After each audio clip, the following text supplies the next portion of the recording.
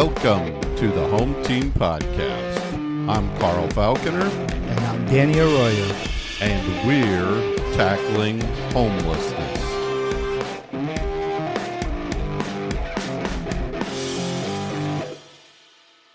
Today in our podcast, we'll discuss two of our passions, football and ending homelessness. Please join us through 4 quarters with our topic this week being, how do we staff a housing-focused agency? So how's it going, Danny? Good. Second season. Yeah, second season. Here we We're go. kicking off our second season now. Here we go. So Yep. we got one under our belt. Hopefully we'll try a little better this time, right? To do a little better. It was a Added test. It was a we test added run. a little video. Yep. So we did. hopefully y'all will be able to see some of our reactions to things here. Good and bad. Good and bad. That's right. Yeah, Danny said we'll try to edit out the crying. Yeah, if any some of the that crying during the happens during the season. Exactly. Yeah. But otherwise, yeah, Yeah. good. Yeah, I think we're going to switch it up a little bit this season. Have some different topics. Yeah, we're going to have Yep. some, good topics. We'll try and get maybe a little bit more in depth about agencies and kind of the inside workings of what happens at agencies, things like that. So hopefully it'll be good. And of course, the off season is going on with the NFL. Yep. Our Bears and our Cowboys are active and, trying to be active. trying to build their teams and all that good stuff. So I think we're ready. I think we're ready to go. So We're ready. So this year for the second season, just so everybody knows, we're going to do a couple of off-season episodes. So they won't be every week necessarily, but they'll be during significant times in the NFL schedule, basically. So this is our draft episode, and then we'll also do one when the schedule comes out. Yes. So we can talk about our schedules and what our team's schedules looks like. Yep. And then the next one will probably happen during preseason, but who knows? Maybe there'll be some exciting information that comes We'll just out do or some stuff something different or whatever. Yep, but definitely. that's kind of what we have in mind. It's going to be exciting. Yeah, hopefully it'll be good. All right, Danny. Well, as always, we will start with the coin toss. So call it in the air. Heads. It is tails. All right. So I get to start us. Yes, sir. All right, well, welcome to our first quarter. I'm going to kick off by defining our topic for the week, and then we will cover some news headlines. Let's start our discussion this week by defining housing-focused agency to get us started. A housing-focused agency is an organization, typically a nonprofit, dedicated to ensuring individuals and families have access to stable, permanent housing as a primary goal. Unlike broader social service agencies, these organizations prioritize centering their resources on resolving a person's housing crisis before or alongside addressing other needs. So I think this is an important distinction to make because there are a lot of nonprofit organizations out there. There are a lot of things that people are trying to do, particularly for individuals and families that are homeless. But not all of them are housing focused. And, we're really trying hard at Pathlight Home to be that housing focused agency, but there is a difference between the different types of agencies. Yeah, and we talk a lot about agencies that are just providing services, and that's fine and that's great. Yeah. But they should be having that housing conversation. But not all agencies do that, and hopefully they partner with agencies like us to get people into housing. But yeah, we're focused on just housing. Every conversation we have, whether it's a drop-in or culinary program, the employment center, everything should be, when are we going to get you housed? Absolutely. And that's the way we should. That's the way most agencies should run. Right. When you're trying to end homelessness. So. But it's a little more challenging. It too. is. Yep. I mean, it's a different mindset that you have to get from your staff. Is you've got to be able to train your staff and talk to your staff about what housing focused is, because not everything relates to housing specifically. I when I was thinking about this and I was trying to figure out, well, how do we parlay this to the community? How do we talk to this about the community? It's like eating well, right? Everybody should be eating well. We should all be eating well, but there are different ways to get to that. And so, sometimes it takes a tragic event in somebody's life, like they have a heart attack or something like that, or something happens, and then they have to change their eating habits, right? Yep. Well, it's the same thing with the clients that we're serving, is that housing isn't always their first priority because there's so many other things going on in their life. Right. Sometimes it's food is their first priority. Sometimes water is their first priority. Their Sometimes health. sleep, Their health. their health, Yep. any of those things. And so it's not always easy to get them to that housing focus. And that's why we've got to train our staff Right. and make sure our staff are always thinking about housing. And we've said before, it's when they're ready to get housed. It's That's not when we're ready for them, because if right. everything else is not working for them, they're going to fail. Absolutely. But the conversation should start immediately. That's exactly right. And then see where they're at, what is it they need next, and Right. then work from there. And eventually, if housing is that time, then that's when we do it. But That's right. But yeah, we've always say it's like we can't just house them because we want to house them. It's if they're not ready, I mean, they're not ready. And Well, and again, I go back to that whole eating right, you know? yeah. People try diets all the time, or eat less food, eat better food, exercise more. There's a million ways for people to eat healthier and be healthier with their eating habits or their nutrition and everything. But the reality is it works different for every single person. It's the same way with the housing conversations, is that we've got to figure out what it is that will get the individuals we're working with to that housing solution for them. Definitely. Yep. Their choice. That makes sense. Yep. Yeah, Yeah. absolutely. Okay. All right. Well, now let's take a look at a headline from the homeless world. So since last season, and we've had a lot of conversations about this since last season. Yes. The Department of Housing and Urban Development, HUD, the courts and the legislative have all had something to say about our housing-focused systems of care. HUD has issued several notices of funding opportunity, NOFOs, Right. which that's our favorite word now. Right. The courts have struck down or all of those NOFOs so far, and the legislator has added some guide rails of future NOFOs. Yeah. So yep. Let me go into this a little bit more in depth, but I'll try and keep it kind of high level. So there have been 4 notices of funding opportunities issued, which is basically HUD saying we have money available that we want organizations, continuums of care throughout the country to apply for, right? To help with homeless services or housing. So they've issued 4 of those, trying to subvert, I would say, the last notice of funding opportunity that was already awarded. So that's why they keep getting struck down, is because they're trying to cut off in the middle of a funding cycle, basically. Yep. And so far the courts have struck down just about all of those. And we keep going back and forth. Now, the one thing that we do know for sure is that by January 1st, because of these legislative guide rails, basically the legislature put in place the new NOFO, or Notice of Funding Opportunity, has to be released by June 1st. So this will be the next NOFO that comes up. Yep. And HUD has every intention and every right to do that NOFO however they want to do it. Because that'll be a new one. That'll be 26, 27. 27, 28 27, funding. 28. Okay, 27 to right now is a 26, because we got a 27. 26, 27. We're always Correct. behind one. Yep.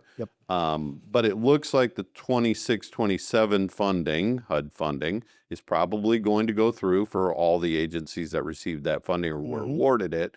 And now, starting June 1st, there will be a new application that comes out that will then go into the 27, 28 funding. So it's a lot of back and forth, and it's been, they've been trying to make some changes to our continuum of care system, our housing system, our homeless response system, all of those different. They've been trying to make lots of changes. It's a new administration, and that's pretty typical for a political administration coming in, is to make the changes that they want to make to the system. Now, unfortunately, in this case, a lot of the changes that they wanted to make so far have been struck down because they're just not legal, and they don't meet the letter of the law, basically. So we'll see what the one coming out on June 1st looks like. Yeah, I think it's a lot of unknowns right now, and we're just waiting to see what to do next. And yeah, I mean, we're preparing ourselves. We've been preparing ourselves for a couple of months now, but we just got to wait and see what it looks like when it comes out. And then go from there. Absolutely. And so hopefully it'll be, reasonable, and we'll be able to work within it. Yeah, but I think it's going to change a lot of agencies, how they do their work. It's Yeah, going to it could. change the whole, It certainly could. probably the whole landscape of homelessness and how things are done. So That's right. So we'll see. And again, bringing our topic back to the staff, this makes it hard on staff when we have to change the way that we do our business, the way that we do our programs. The staff have to make all those adjustments. And imagine going into work one day, let's say you work at a bank and you have all your protocols and your policies in place. You go in one day and all of a sudden they've changed all everything those. changes, And now you got to do it a whole different way. It messes up people, and sometimes we lose good people because of that, because of the stress that they have to go through for that. Right. And so it makes it more challenging. And again, we at Pathlight Home really try to focus on that housing. So no matter how we change other policies, the reality is we're still about getting everybody housed. That's really what it comes down to.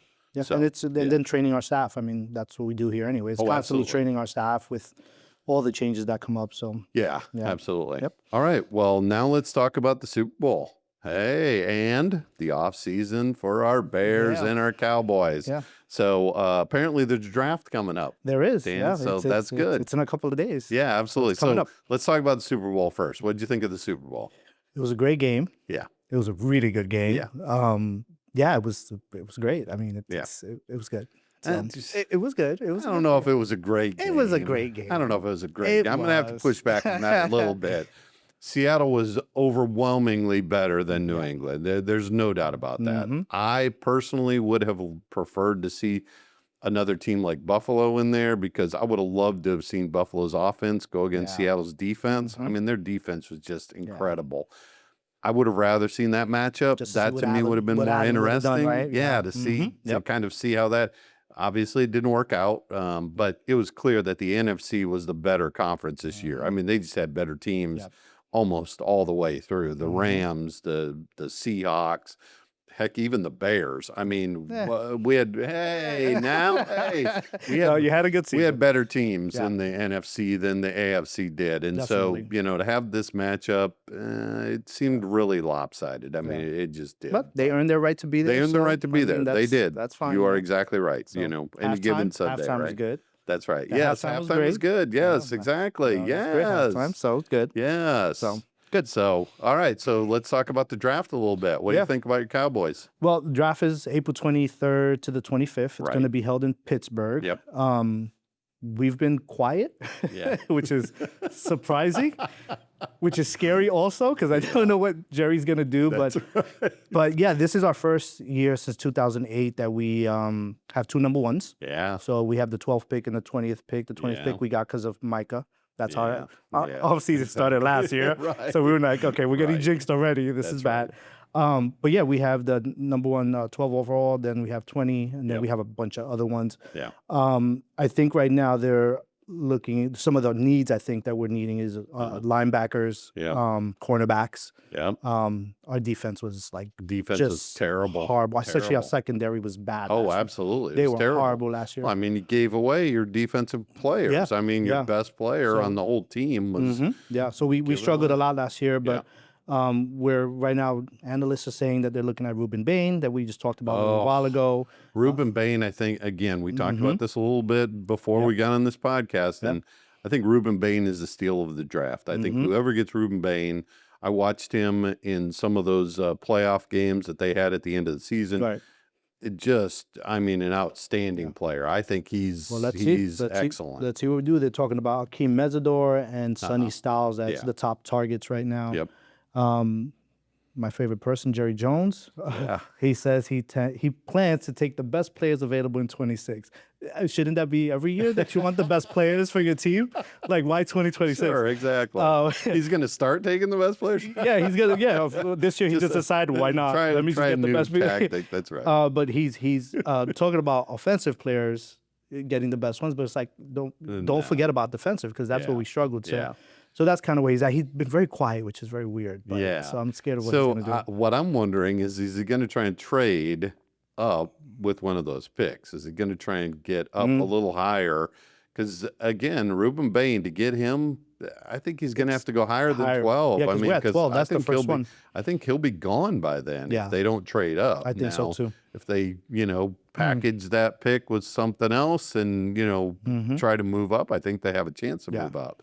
And with 2 picks, that could be very Yeah, because by interesting. 12, you're going to lose a lot of good players that other people are going to take. So Yeah. we'll see. The problem with Jerry always is, though, is that if he moves up, he's going to take the shiny, flashy thing that's probably on offense. And that's not going to help the Cowboys much at all. I mean, they'll be able to score more points. So what? The other team will still score more than they do. Right. And that'll just leave them where they are right now. But So Jerry's in his own world, so you can't really it's true. tell him what to do. All right, now let's go to the Bears. Yes.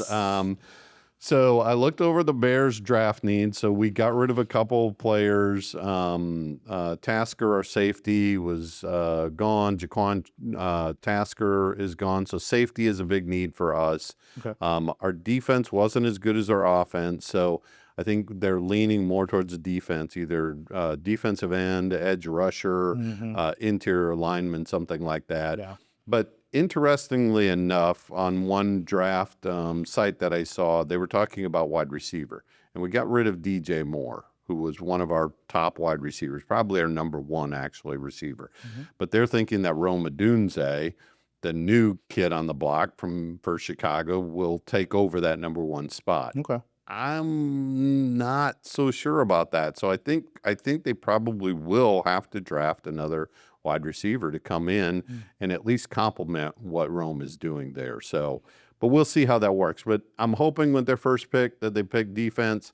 That right now, people have TJ Parker, the defensive end from Clemson, kind of targeted. We're at number 25, so we're further down the list because we played really well last year. I don't know if you heard, Danny, but we won our division. We won a playoff game. We did pretty good last year. I heard it for the last couple of weeks of the season. Yes. You did? Every week. Wow. Yep. Okay, good. So the word got out. So I think that because of all the close games you guys had last year, your defense really needs to kind of widen that. We have to figure out our defense. And I'm afraid because Ben Johnson is such an offensive guy that he's going to want some offensive weapon of some kind, and I hope they don't reach for that. Right. I hope he's looking at some like diamond in the rough, maybe, the later rounds to try and pick up and then use that for offense. But see the difference in teams? Yeah, diamond in the rough, and we want flashy. That's right. Exactly. See the difference in that? No, I think that's exactly right. That's the way the organizations. That's the way the organizations run right now. Which I'd rather do the other side than flashy stuff. So,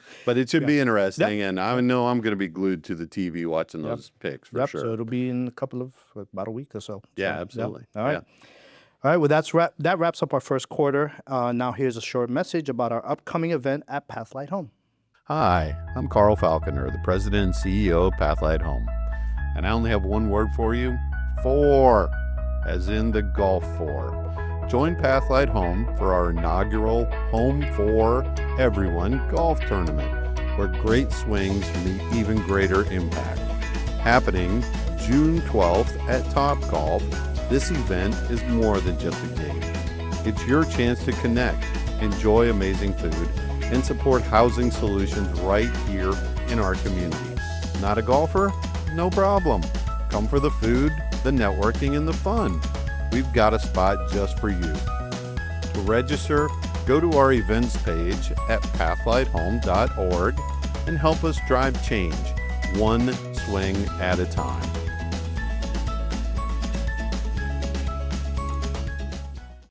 This is the second quarter. We're getting a little deeper into a homelessness topic with something we call offense versus defense. We'll each take turns discussing some opposing viewpoints of our topic this week. The question we asked this week is, which is more valuable to a nonprofit organization, volunteers or paid professional staff? Please remember, we are trying to show both sides of the issue. These do not necessarily reflect our individual stances on these positions. This is a big topic because oftentimes people have a misconception that volunteers are more important or paid staff are more important. And so we'll talk about what some of those issues are. Yeah. Danny, you have the offense? Yes, sir. So you'll talk about why volunteers might be more important. All right. So number 1, authentic connection. Because volunteers aren't being paid, clients often perceive their help as more genuine. This can build unique trust with individuals who may feel weary of the system or professional bureaucracy. Number two, community integration. Volunteers act as ambassadors. They bridge the gap between the agency and the local community, bringing in outside resources, awareness, and a diverse range of skill sets, like a corporate lawyer helping with paperwork or a chef teaching a cooking class. And number three, resource multiplication. In a sector where every dollar counts, volunteers allow an agency to scale. Without them, many nonprofits will have to cut programs like meal services or mentorship because the labor costs would be unsustainable. Yeah, So, those yeah, are some those are actually good. really Yeah, good points. yeah. Yeah. So you have defense. And then I have the defense, which is professional staff are more valuable to the organization. First of all, consistency and reliability. Serving the homeless population requires steady, long-term relationships. Staff provide the institutional memory and daily presence that volunteers who have jobs and other commitments simply cannot guarantee. Second is the specialized expertise. Homelessness is often tied to complex issues like mental health, addiction, legal hurdles. Licensed social workers and case managers, or just professionally trained case managers or staff, have clinical training to handle crises safely and effectively, where a well-meaning volunteer might be out of their depth. And third, and finally, is accountability and ethics. Paid staff are bound by professional standards, HIPAA regulations, HMIS regulations, and clear job descriptions. This ensures that there's a level of oversight and data-driven reporting that is necessary for securing government grants and maintaining safety protocols. So I'll let you talk about the defense first. Yeah, I mean, we have to have staff here who are going to be the experts at the people we're serving and understanding the mental health component, the substance abuse, just building that connection with a client or a resident or a member, whichever you want to call it. Especially when they've been in this field for so long, they have to build that relationship because it's hard for the people coming from the street to get that trust. And I think as we have like our caseworkers, outreach, I mean, they're experts in their field. Like Nobody Left Behind outreach person. He's a veteran himself. And so he connects with people in that way that we probably cannot. And I think that makes the process easier, makes moving them into wherever they need to go easier. Aside from volunteers is a little bit different. But I think that having paid staff is definitely needed. You can't, it's very hard to run an organization on just volunteers. Absolutely. But I guess it's a mixture. But I think with staff, especially our staff, they're great at what they do here, and they build these relationships and people that lived here for a long time. And some of our staff have been here 10, 14, 15 years. So they know the ins and outs of the agency and how it runs. So, on the volunteer side, they make some really good points here, or you made some really good points here about, the authentic connection. Absolutely. But our staff have that authentic connection too. So I don't think that's necessarily more important because our staff are in the community. I mean, our staff live in the community. So I was pleased to hear, or I don't know, maybe a little bit shocked to hear, some of our staff live like 5 minutes away from our facility here. So, I mean, they're literally in this community. They know the neighborhood. They know the neighborhood. They know the people. The community integration, I do like that part because there are certain skill sets that volunteers can bring that sometimes our professional staff can't, and they brought up some good points about like lawyers and people who do finance, financial literacy, but we also have partners that we work with, partner agencies who are professionals in those fields that come in and help us with that. I think the biggest one for us is the resource multiplication, and we've talked about this. We work with a wonderful organization called Reemployability that gives us people who are essentially to us volunteers, and I won't go into all the details of that program, but it's a great program, and we get people here who come in. But the volunteers that we get here help us tremendously because it is a force multiplier. As we used to say in the military, it's a force multiplier, meaning that one case manager with 3 volunteers is far more valuable than just having one case manager. They fill gaps. They fill some gaps that we need. Absolutely. And they help us in some areas that we might not be able to address right away because we're so busy in our day-to-day. That's right. That they can help us in other things. Yeah. You know, like we've been doing scanning of documents. That's right. They just something we can't take on at the moment, but That's these right. volunteers come in and help. I think also with volunteers, we said lawyers and we said chefs, but it's also volunteers from the faith-based That's organization. right. It's huge. Oh, absolutely. That is huge Yes. for us because they will. That's right. They know the community. Yes, they do. They know who they're seeing. Yep. And I think them working with us just enhances what we do here. Absolutely. And they'll provide a bunch more services for us as well and help us out in different ways. Absolutely. So, yeah. But if the volunteers are just here, and there are some organizations that only work with volunteers, the problem there is there's not professional staff. And you can't get to that next level of service, that next level with people if you don't have paid professional staff on board with you. And, you know, the argument goes back and forth about, well, you're a nonprofit and, you know, why are you paying your people so much money? It's because they're professionals. That's why we need professionals here. It's not easy to deal with some of the issues that our people are dealing with, like they talked about here, mental health, addiction. I was just going to say that. It's like, we have to get training for that. We have our culinary program that has people, students in it that are on the street, and they, sometimes they have a rough weekend. Yes. And when they come in, you know, we have staff that meets with them and says, what's going on? How can we help? Volunteers probably won't be able to give you that much, you know, assistance or try to help the situation. But our staff, because they're growing that relationship with the culinary student or whoever, they know how to dress them. They know that this one person every Monday comes in and is kind of out of whack. That's and right. It's like, let's talk, let's see what's going on and what other services we can. And when they see more and more issues becoming the same or the same issues, they can get more training on that. We can get them more training. We can get them, you know, more equipped to be able to handle those types of issues. So, definitely. In terms of Pathlight's position, although we love having volunteers, and we really do, and we have plenty of volunteers and we love all of them at our organization to support our staff, in order to provide the best possible service, we must have paid professional staff. And you mentioned that. There is no substitute for paid professional staff because they're experts in this field through their training and through their experience of helping people. So, definitely. Yeah, absolutely. All right. We made it to the halfway point, and during halftime, we want to take a moment to highlight an inspired quote related to housing and homelessness. All right. So, Carl, this is you. Absolutely. It's time to get inspired by our quote of the week. This quote comes from Richard Branson. He's the founder, owner of Virgin Atlantic, or Virgin Airlines, Virgin Atlantic, and all of the subsidiaries that go along with that. All the other stuff he has, And I thought this was very profound. He said, clients do not come first. Employees come first. If you take care of your employees, they will take care of your clients. And I think that is very profound because you hear that cliche in business all the time, right? The clients come first, the clients come first, clients come. Yeah, well, the reality is that they don't. If you don't have really good employees, your clients are not going to get good service. They're just not. And for us, it's absolutely necessary to make sure that we have the best employees, that we have professional employees who know what they're doing, who know how to do this work. Yeah, and I think also adding to that is making sure our staff is okay, making sure our staff have a good work-life balance, make sure that they're getting trained, make sure that they're having downtime, because this is a hard job in the field we're in. It's really taxing, especially that frontline staff who's out there every single day.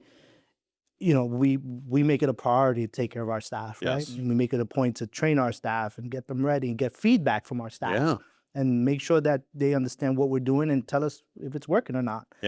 Because again, if they're not in a good place, residents are going to see that. They're going to feel that, and they're not going to get the help that they need, or ask the questions they want, or whatever it is. But we focus heavily on our staff here. So, Absolutely. All right, and that concludes our halftime. Please stay with us after this short message. Hi, I'm Carl Falconer, President and CEO of Pathlight Home. Have you ever wondered what it really takes to end homelessness? Why don't you come see for yourself? At Pathlight Home, you can tour our communities, volunteer your time, and be part of real, lasting change. Whether you're serving a meal, supporting our residents, or making a gift, every action moves someone closer to a place to call home. Visit us, get involved, and help us light the path home for our neighbors in need. Thank you. It's now time to kick off the third quarter by highlighting the goodwill and good work in the NFL community. This episode's MVP, or our goodwill and good work for the NFL, is Austin Hooper, now the tight end of the Atlanta Falcons, and his foundation, More Than Words. I had to look this one up, Danny. He was with New England last year, actually. Okay. I think he went to the Super Bowl. And then in the offseason, they traded him to Atlanta, where he was previously, actually. So he went back. And so he went back to Atlanta. Okay. His cause, though, Hooper focuses on supporting youth from foster care and challenging backgrounds, emphasizing that you're more than a statistic. His collaboration, the project involves the Austin Hooper Foundation, his foundation, and the Artem Vale Foundation, providing mentorship and opportunities for youth.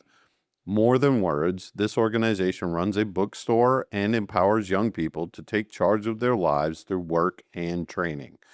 So, yeah, fantastic. I think he's doing a really good job. And it seems like no matter where he goes, and he's been to a couple of different organizations, he keeps that foundation going, and he keeps doing the same thing. Yeah. Is really giving back. I really love the fact that he talked about youth from foster care, because that's one of the populations that are people who are becoming homeless that people don't often think about is youth aging out of foster care. Aging out and having no resources or nowhere to go, and That's right. they end up in the street. Yeah, They do. So, no, Absolutely. fantastic. He's doing a great job. Yeah. All right, let's stay tuned for our wrap-up after this message. Hello, my name is Daniel Arroyo. I'm the Chief Operating Officer at Pathlight Home. Everything we do traces back to a powerful vision, one where homelessness isn't just managed, it's ended. This month, we're kicking off our Founders Day campaign and honoring the legacy of those who believed housing is a human right, and the team carrying that mission forward every single day. Because of you, more than 8,000 lives have been changed. But we're not done yet. Join us this Founders Day campaign and be part of what comes next.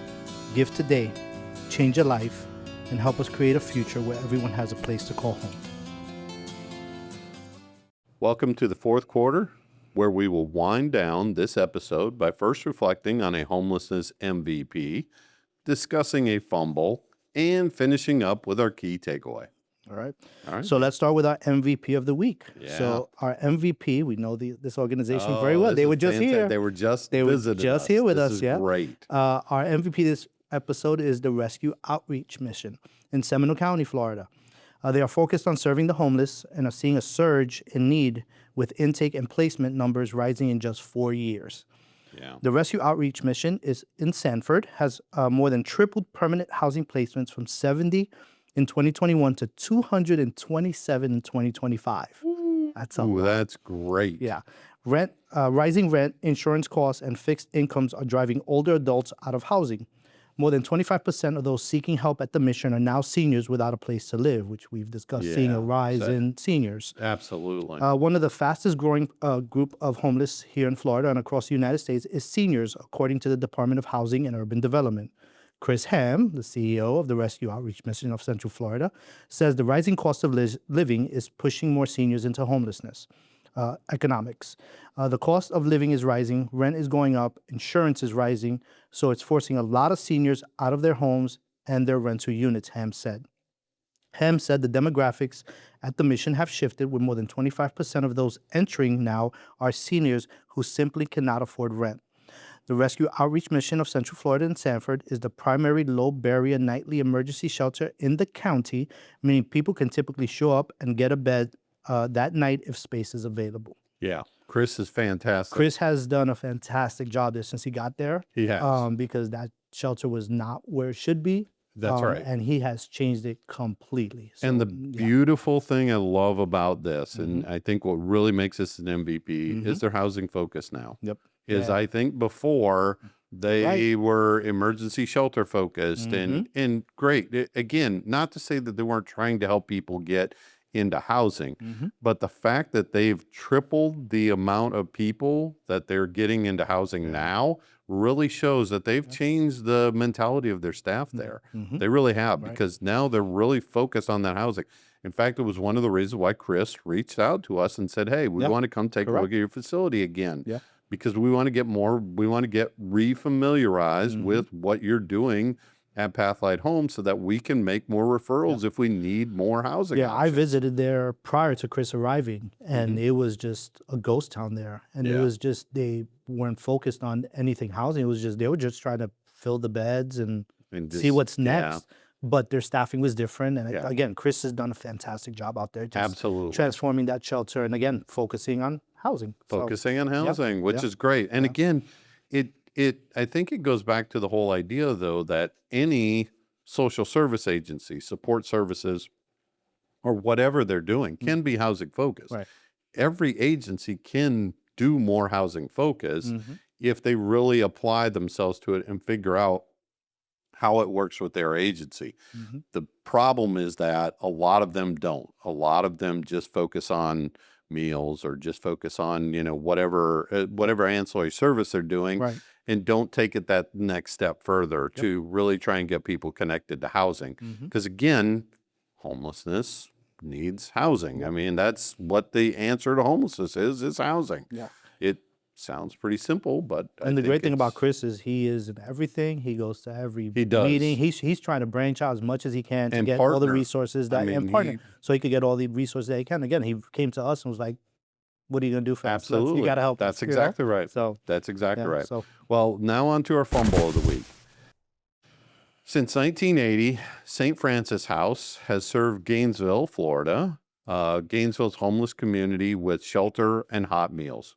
Prioritizing women and families, it has served over 5,000 guests since 2016 alone. Now, I want to stop here for a second. Do you notice the number that they use? 5,000 guests. But do you notice what it does not say? How many people they housed. And so there's a stark difference between this shelter and the shelter we just talked about with Chris. Is what are they focusing on, right?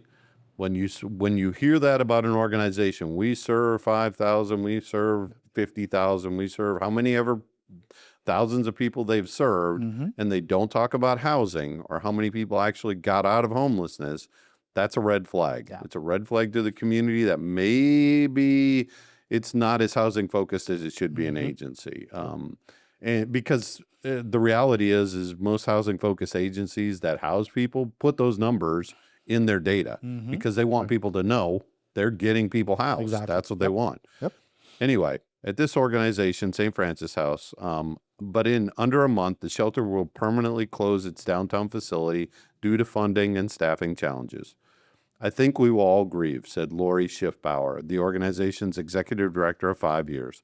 It's been a challenge when you've been working really hard to make something successful and then it doesn't come to fruition. The shelter's planned April 16th closure, which will happen prior to this podcast dropping, but very close to it. The shelter's planned April 16th closure is largely due to an unsustainable business model, Schiffbauer said. Providing 3 meals a day to shelter residents, she said, has become costly and unproductive for staff. In the future, she hopes to pursue a model with multiple kitchen spaces and an in-facility pantry to allow residents to prepare their own meals. I think that's a great model because it really works towards teaching people the skills they need to be able to sustain themselves, Schiffbauer said. And again, one of the reasons this is a fumble is obviously we're losing a resource here. But the reality is when you look at this as a fumble, I'm not so sure it's not just as much a fumble from the organization standpoint as it is the communities. Right. She says it herself. It's become an unsustainable business model. And I would argue one of the reasons it's unsustainable is because you're not housing people. Yep. Right. And her comment about being unproductive for staff. Right. Like, then figure out how do you change the system and start working with them to get them into that housing focus mentality. And saying that unproductive for staff is weird. Yeah, It's a weird comment to say. And again, it because of the funding, a lot of funders will go and volunteer at an organization. So I can imagine, and again, this is speculation, but I've seen this many times, right? I've run an emergency shelter. You've been in charge of staff at emergency shelters. We know what emergency shelters look like. And the reality is, if volunteers come back and they continue to see the same people over and over and over again in the same situations, and you're doing the same things with them, but they're not moving on, or they're not moving to housing, or they're not moving out of homelessness, they're going to stop funding you. I mean, they just won't put up with it. And as to your point, the staff just get tired of that. They get burnt out. They get burnt out because they see the same people and say, we are not helping these people. We're putting them in a shelter for a while. Absolutely. Gets them off the street. Great. But at that point, that can't be the end of the story. That's just a Band-Aid. It's a Band-Aid. That's all you're doing. You're getting people off the street. You got to move them further along in the process. And again, the housing is the big thing here. That's what's missing from this entire article is how many people did you house? It does not talk about that at all, which to me says that's not what their focus is. And unfortunately for their staff, for their leadership there, and for all the people who volunteered there and want this service in their community, that's a disservice. It's just a disservice to have an organization that is not providing the solution to the problem. No, and what's going to happen now with all these clients and guests that are coming to them? Where are they going to go now? Yeah, So it's absolutely sad, but yeah. All right, and finally, here's our key takeaway for this episode. Staffing a housing-focused agency is not easy. It takes dedicated, passionate, and professional staff to do the best work for the people we serve. Is it worth it? Totally. But it takes a lot of work to get the right people in the right place at the right time. Yeah, it absolutely does. And I think that's the key. And the thing that we talk about over and over again is the housing, is you got to have that housing focus. You got to be able to make sure that people are moving through your system to housing at the highest level of self-sufficiency they can. Right. And you've got to have those options available. Now, again, we're lucky in the fact that we have housing ourselves. But the reality is that we can help so many organizations.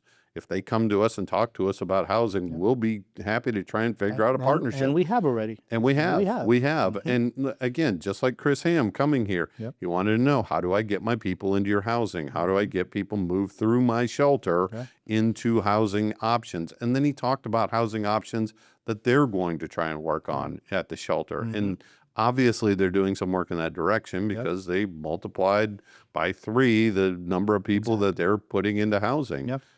So yeah, it's absolutely essential, but again, it's hard. It's hard. It is. Changing that focus, especially when you haven't been doing it for a long time, or you have not been skilled in doing that. It can be difficult. It can be challenging.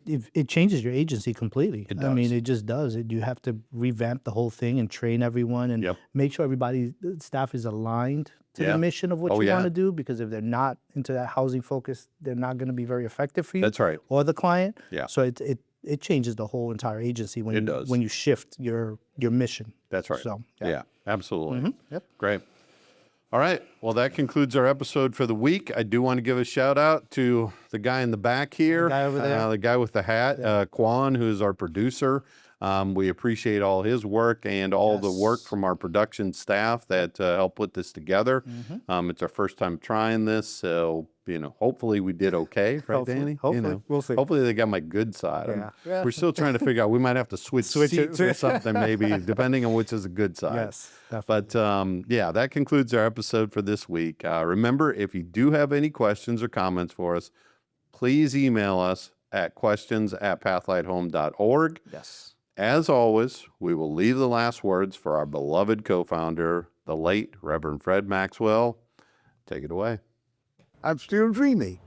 That we will become able and sufficient to increase the housing of homeless. This is merely a beginning.